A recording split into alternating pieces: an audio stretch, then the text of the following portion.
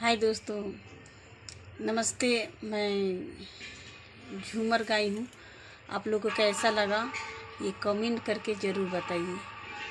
अच्छा लगा या बुरा लगे आप लोग कमेंट ज़रूर कीजिएगा और करके बताइए मुझे। और ये गांव का गाना है, हर औरत गाती है और हर औरत को पसंदीदा गाना है। और इस गाने को सुनिए और सुनकर कमेंट कीजिए कि कैसा ये गाना लगा। ठीक है गाइस।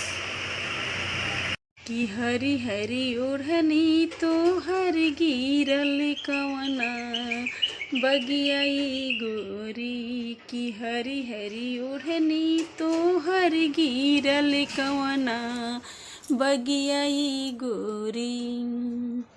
पिया हो हरी हरी हरी हरी चूड़िया पर चार बा पेन्हे के विचार बाना। पिया हो हरी हरी हरी हरी चूड़िया पर चार बा पेन्हे के विचार बाना।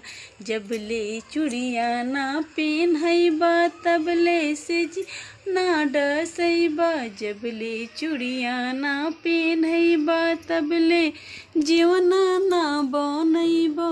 पिया हो बात पूछम 12 बजे रात में और चन में बांध के ना। पिया हो हरी हरी हरी हरी सड़िया पर चार बा पेन्हे की विचार बाना। जब ले सड़िया ना पेन्हैबा तब ले सिजिया ना डसैबा। जब ले सड़िया ना पेन्हैबा तब ले सिजिया ना डसैबा। पिया हो हरी हरी हरी हरी सड़िया पर चार बा पेन्हे के विचार बाना। जब ले सड़िया ना पेन्हैबा तब ले सिजिया ना डसैबा।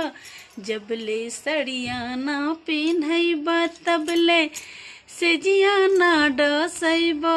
पिया हो बात पूछम 12 बजे रात में और चन में बांध के ना। पिया हो बात पूछम 12 बजे रात में और चन में बांध के ना।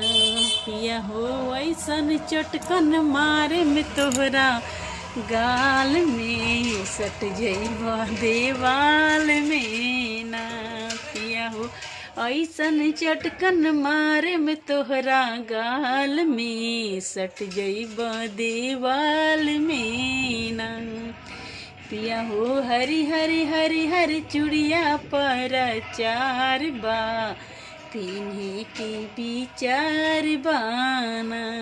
पिया हो हरी हरी हरी हरी चूड़िया पर चार बा पेन्हे के विचार बाना।